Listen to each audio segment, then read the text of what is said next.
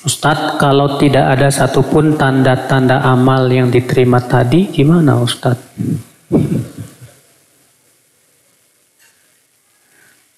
Ya, kalau antum merasa tidak ada amalan yang kok kayaknya saya nggak ada tanda-tanda tadi ya, lalu antum sedih, itu bagus.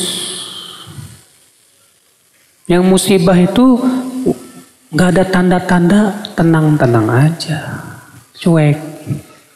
Tapi kalau antum setelah mendengar itu kok nggak ada ya, sedih, ya Allah. Jangan-jangan amal saya nggak diterima. Nah itu bagus itu. Itu justru merupakan apa? Pengaruh dari Ramadan. Menimbulkan rasa takut kepada Allah Subhanahu wa taala. Iya.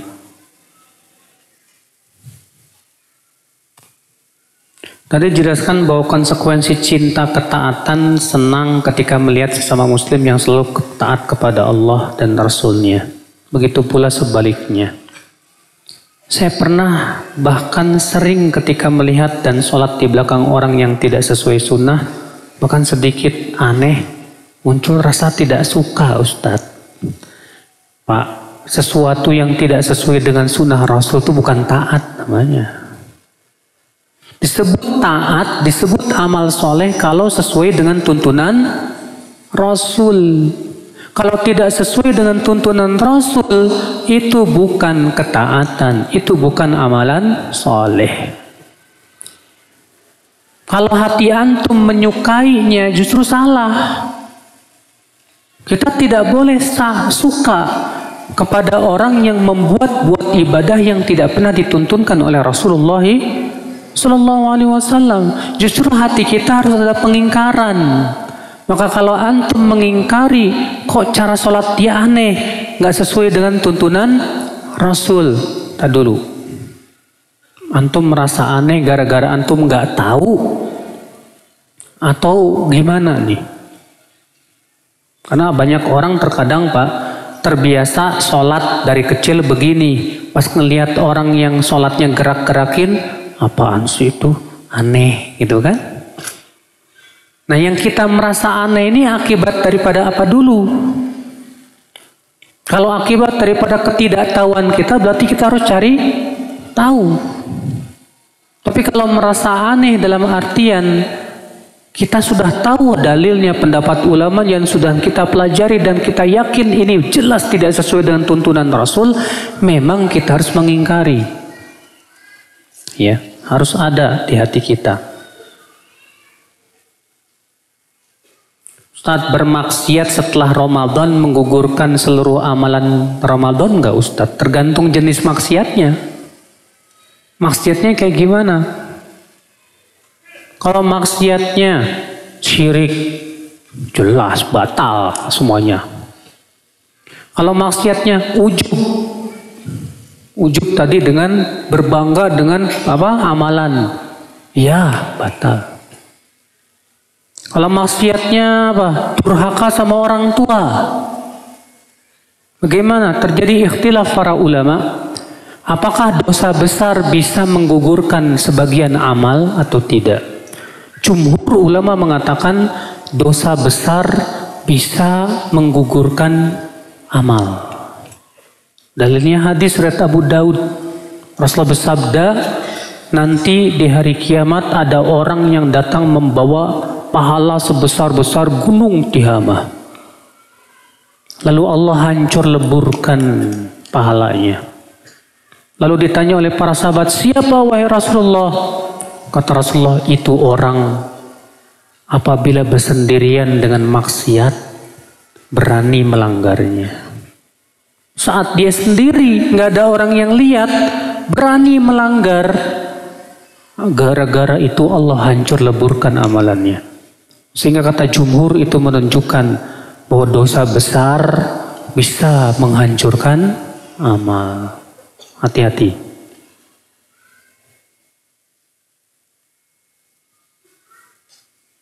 Apabila setelah Ramadan kembali melakukan maksiat adalah tanda puasa tidak diterima. Apakah berarti puasa Ramadan kemarin sia-sia ya Ustadz?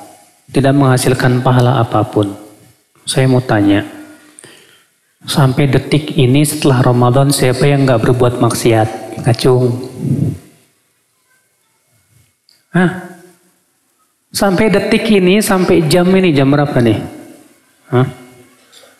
Setelah Lebaran sampai sekarang nih, ada nggak di antara antum yang berani berkata, Alhamdulillah sampai detik ini saya nggak maksiat? Ada? Saya juga nggak berani, Pak. Tiap keluar rumah yang namanya perempuan telanjang di mana-mana. Terkadang ya ketika iman turun bukannya mengingkari malah menikmati. Masya Allah itu awewe gelis amat eta. Ya, tapi langsung istighfar, astagfirullahaladzim, dosa. Alhamdulillah, bagus. Makanya bedakan orang yang setelah Ramadan berbuat maksiat langsung istighfar dan taubat dengan orang yang setelah Ramadan kumat maksiatnya, setelah itu nggak mau taubat. Nah ini yang tanda tidak diterima. Adapun kalau setelah Ramadan dia jatuh kepada maksiat langsung taubat, istighfar, minta ampun kepada Allah sungguh-sungguh, insya Allah itu tanda. Karena istiqomah itu tidak syarat tanpa maksiat, Pak. Ibnu Rajab ketika menafsirkan firman Allah, fastaqimu ilaihi wastaghfiruh, istiqomalah kepadanya dan istighfarlah. Kata beliau apa? Sebagai isyarat bahwa orang yang istiqomah terkadang jatuh kepada maksiat, lalu ia istighfar kepada Allah. Iya.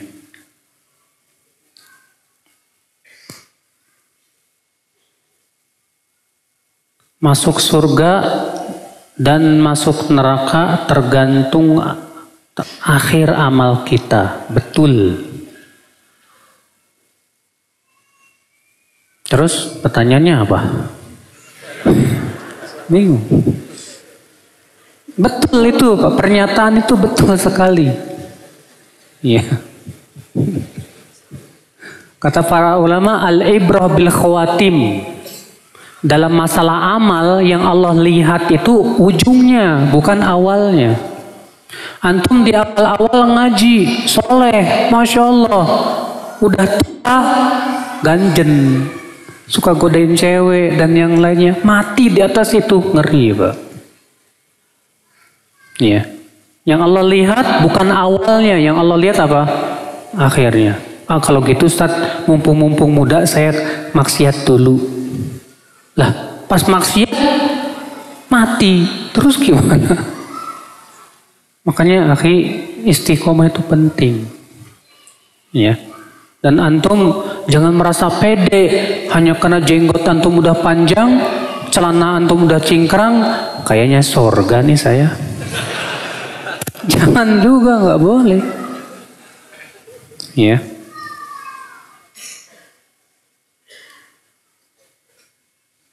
Apa hukumnya parkir di pinggir bahu jalan? Karena ingin kajian biar dekat dengan masjid, padahal ada tanda dilarang parkir. Gak boleh, haram. Emangnya tujuan menghalalkan segala cara? Hanya karena tujuannya mau ngaji, parkirnya sembarangan. Mau ngaji Pak, disimpannya di mana? Di tengah jalan. Gak boleh. Ya, mengganggu kepentingan umum itu dalam Islam haram, Pak. Jalan itu milik orang umum. Lalu antum ambil kepentingan umum untuk pribadi antum, jangan, nggak boleh. Ya, berarti ngajinya belum lulus itu. Apakah ada hadis sholat 4 rakaat setelah Isya sama seperti Lailatul Qadar? Secara hadis dari sabda Nabi tidak ada, tapi adanya dari perkataan sebagian sahabat seperti Ibnu Mas'ud. Adapun dari Nabi hanya ada contoh perbuatan. Itu dalam hadis Ibnu Abbas yang dikutip Imam Bukhari dalam sahihnya.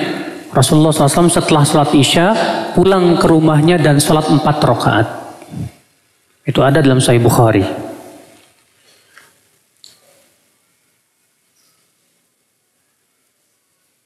Saya sedang galau, Masya Allah. Galau. Apa nih? Ada 2 akhwat.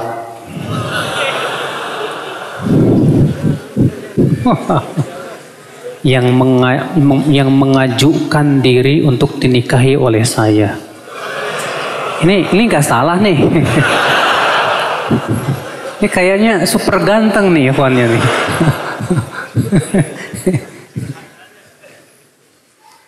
Kedua akhwat tersebut sama-sama baik agamanya. Akhwat pertama memiliki agama yang baik serta wajah yang cantik. Akhwat yang kedua juga memiliki agama yang baik serta harta yang banyak.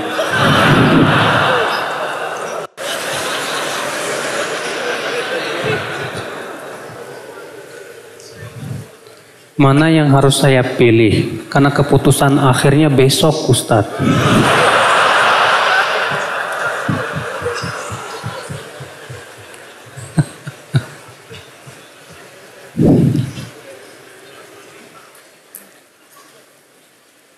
Antum istikharah apa? Sama Allah. Minta dipilihkan mana yang terbaik.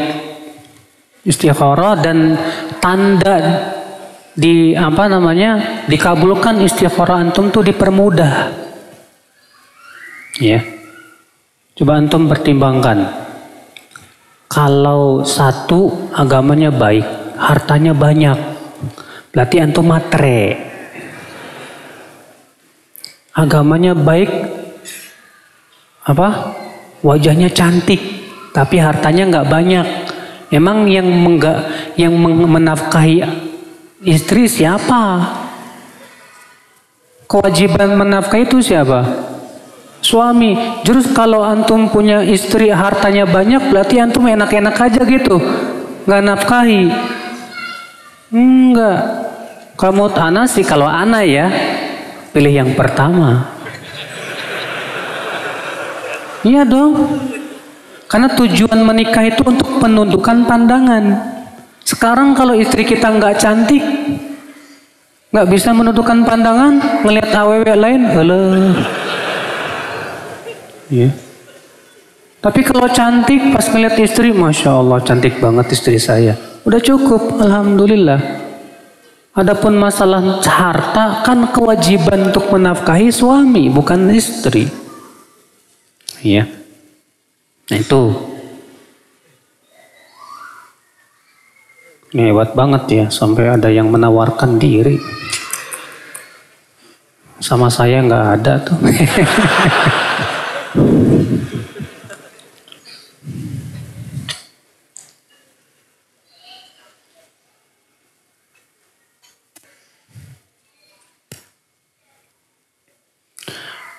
Ada salah satu ustadz yang mengatakan boleh ada khilaf, perbedaan dalam masalah akidah. Apa benar ya ustadz? Ya akhi, masalah akidah itu perkara yang sudah menjadi kesepakatan para sahabat, para tabi'in, tabi'ut tabi'in. Kalau sesuatu yang sudah disepakati oleh para sahabat tidak boleh diselisih. Kenapa? Karena ijma itu apa? Dalil.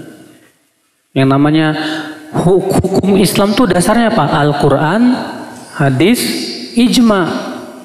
Maka kalau sudah menjadi ijma para sahabat dan para tabi'in dan salafus saleh, maka tidak boleh ada lagi yang menyelisihi. Siapa yang menyelisihi, maka ia terkena firman Allah dalam surat An-Nisa ayat 115. Allah mengatakan wa may yushaqiqir rasul mim ba'di ma tabayyana lahul huda wa yattabi' ghayra sabilil mu'minin nuwallihi ma tawalla wa nuslihi jahannam wa sa'at masira. Siapa yang menyelisihi rasul setelah jelas kepadanya keterangan dan tidak mengikuti jalannya kaum mukminin, Imam Syafi'i berkata apa? Maksudnya ijma para ulama mereka. Maka kami biarkan ia leluasa dalam kesesatannya dan kami akan bakar ia dengan neraka jahanam. Ayat ini mengancam setiap orang yang menyelisihi ijma bahwa mereka akan dibakar dengan neraka jahanam. Ya.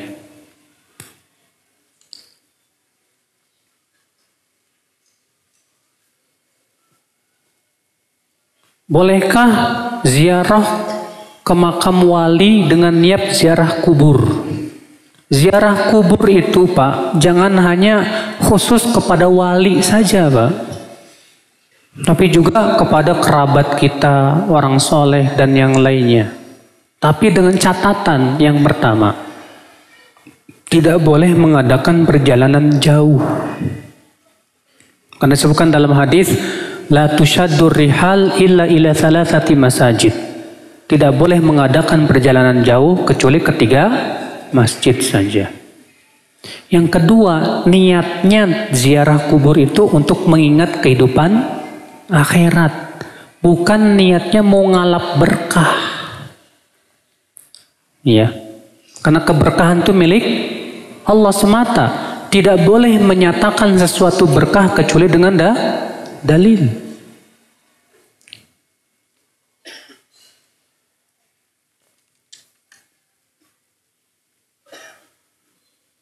Setelah Ramadan mengalami putus dalam ibadah, lalu datang ke kajian ini dan bertaubat, ya, bergegas memperbaiki amalan ibadahnya. Apakah itu berarti tanda Ramadannya diterima? Mudah-mudahan diterima. Kenapa? Karena ketika antum mendengarkan nasihat-nasihat dan ternyata hati antum langsung segera memperbaiki, itu berarti pengaruh dari ibadah. Karena pengaruh ibadah itu luar biasa Pak, melembutkan hati, menjadikan hati itu takut. Ya. Bagaimana jika ada seseorang memiliki perasaan benci dan sangat tidak suka untuk balik lagi kepada maksiat? Ini orang sudah merasakan manisnya iman berarti. Karena disebutkan dalam hadis ada 3 perangai, siapa yang 3 perangai ini ada pada diri seseorang, dia akan sudah merasakan manisnya apa? Iman. Yang pertama, Allah dan Rasulnya lebih ia cintai daripada segala-galanya. Yang kedua, ia mencintai temannya karena Allah bukan karena apa-apa. Yang ketiga, ia tidak mau kembali kepada kekafiran, sebagaimana ia tidak mau dilemparkan ke dalam api. Wah, antum Masya Allah, perasaan benci dan gak mau lagi kembali kepada maksiat, berarti antum sudah merasakan manisnya iman. Luar biasa. Ya. Semoga istiqomah terus.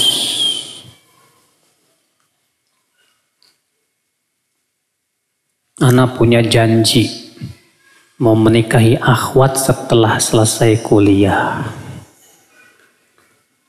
Sekarang sudah selesai. Gimana Ustadz? Ya. Kan udah janji. Ya. Kalau antum memang udah janji mau nikahin, tepati janjimu. Kecuali kalau antum mendapatkan akhwat yang lebih bagus dari dia. Berarti apa? Istighfar, nggak usah menepati janji, nggak masalah. Ambil yang lebih baik. Sebagian disebutkan dalam hadis, siapa yang bersumpah untuk melakukan sebuah perbuatan, lalu ia melihat ada yang lebih baik dari itu, bayar kafarat sumpahnya dan datangi yang lebih baik. Itu hadisnya sahih dari Imam Abu Daud dan yang lainnya. Ya.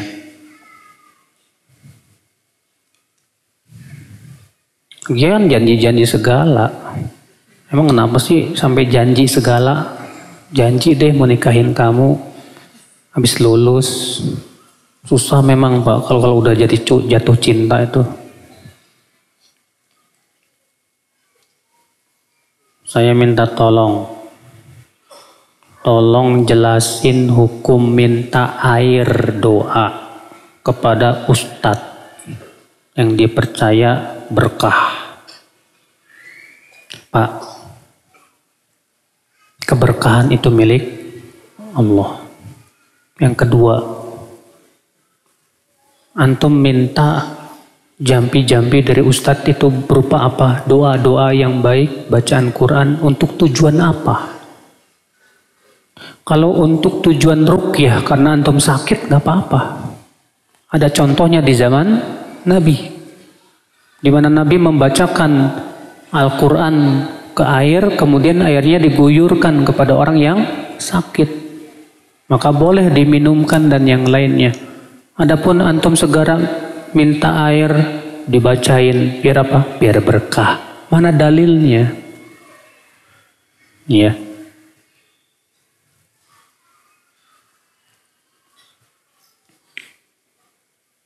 Apa keutamaan menangis karena takut kepada Allah? Luar biasa.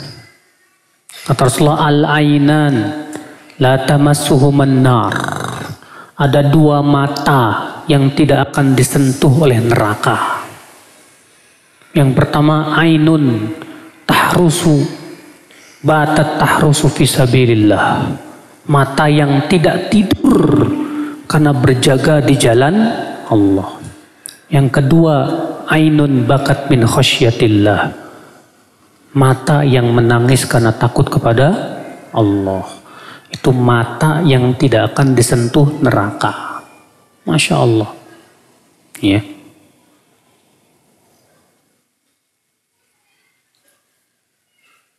Tapi kalau nangisnya karena haru, kadang ada orang mbak ikut-ikutan nih nangis. Kamu kenapa nangis? Haru. Berarti bukan karena takut kepada Allah, yang nggak masuk dalam hadis itu. Ya. Adakah doa khusus setelah membaca Al-Quran, Ustaz? Saya belum menemukan Rasulullah SAW membaca doa-doa khusus setelah membaca Al-Quran. Tidak shadaqallahul azim, tidak pula yang lain. Memang ada dalam riwayat Tirmidzi, ya, yaitu bacaan subhanakallahumma bihamdik asyhadu an la ilaha illa anta astaghfiruka wa atubu. Itu sebetulnya doa kafaratul majlis.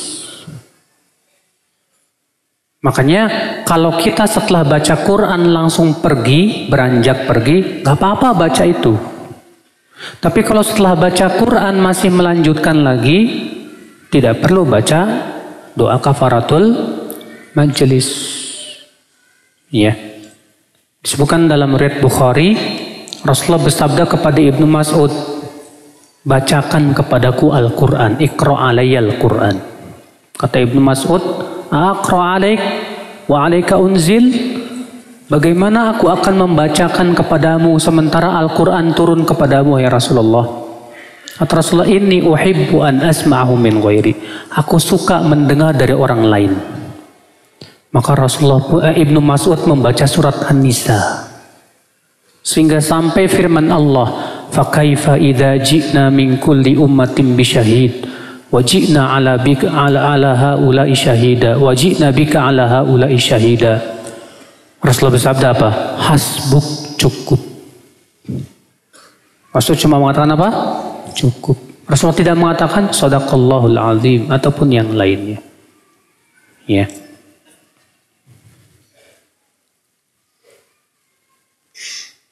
Bagaimana cara menasihati istri yang susah tidak wahi untuk ittiba, Ustaz? Antumnya berarti harus hikmah dalam berdakwah. Kalau antum, Masya Allah, suami yang teladan, memberikan kepada istri suri tauladan yang terbaik, lembut sama istri, ngasih duit banyak, ya, menyenangkan hati istri. Insya Allah istri ya antum sama antum senang. Apapun yang antum ucapkan, insya Allah didengarkan. Kemudian yang kedua, mendakwahi orang itu baiknya dari akidah dulu. Akidah dulu dipahamkan dia tentang tauhid, menjauhi apa? Syirik itu dulu. Kalau itu sudah paham, baru kemudian pentingnya apa? Beragama sesuai dengan pemahaman para sahabat. Ittiba kepada Rasulullah SAW. Pahamkan sedikit demi sedikit, pahamkan. Ya, insya Allah kalau dia sudah paham, yakin ikut insya Allah. Cuma butuh waktu aja. Ustadz, gimana ya tips berhenti onani? Kawin. Antum sih jomblo terus. Onani itu haram ya akhi. Onani itu bahaya buat pertama kesehatan antum, nanti setelah nikah. Ya. Itu bisa banyak akibatnya. Akibat antum sering onani sebelum menikah, setelah nikah important. Setelah nikah susah membahagiakan istri. Kenapa? Ya, ejakulasi dini dan yang lainnya. Akibat daripada apa? Banyak onani. Banyak mudaratnya. Hati-hati, akhi. Ya, jangan mikirin enaknya doang. Itu dosa. Dan dosa itu pasti akan menimbulkan kesialan nanti. Cepat maupun apa? Lambat.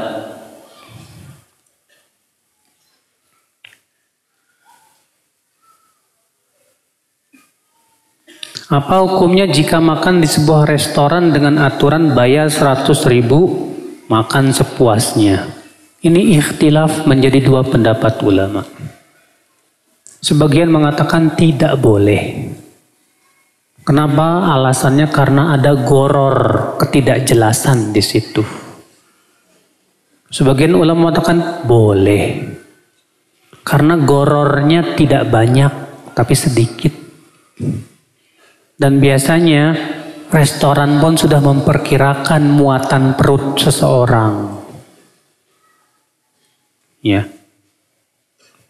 Maka dari itu pendapat yang saya pilih boleh. Kecuali kalau antum tahu bahwa antum makannya banyak banget.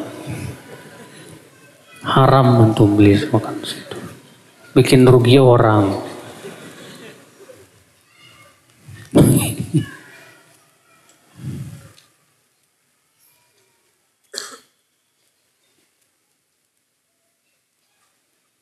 Ada teman-teman yang udah kenal sunnah tapi masih merokok, Ustadz. Sabar Pak.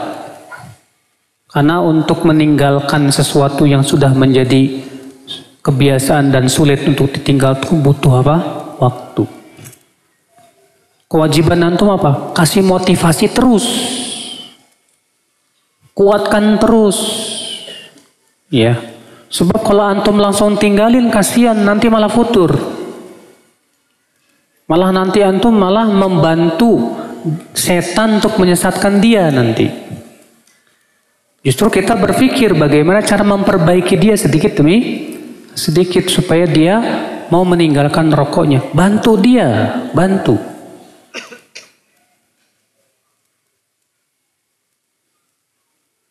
Amalan yang sudah gugur, lalu kita taubat, kira-kira balik lagi enggak ya? Kalau misalnya ada orang yang mati masuk Islam, beramal soleh, murtad dari agama Islam. Murtad otomatis amalannya apa? Gugur. Lalu masuk Islam lagi dan taubat dengan benar. Kira-kira amalannya dulu balik lagi apa enggak? Khilaf para ulama. Para ulama berbeda pendapat dalam hal ini. Apakah itu balik atau tidak? Saya belum bisa jawab.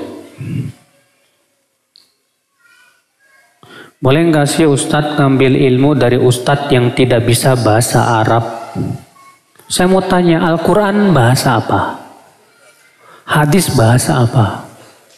Kitab para ulama kebanyakan bahasa apa? Terus Ustadz mau jelasin apaan nggak bisa bahasa Arab?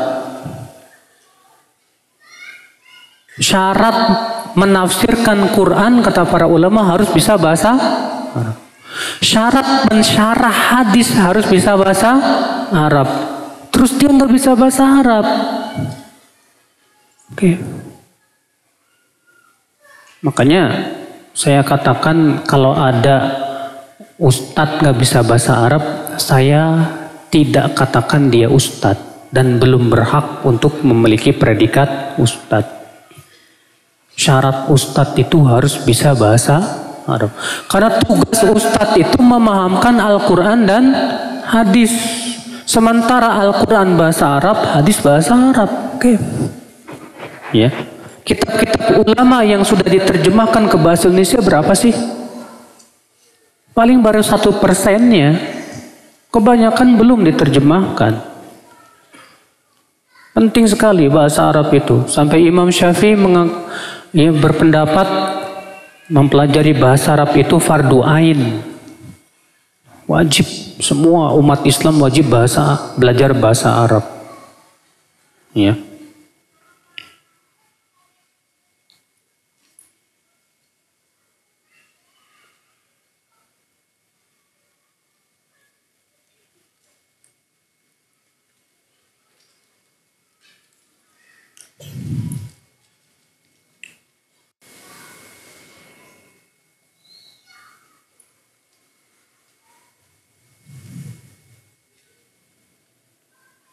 Apa hukumnya fotografi?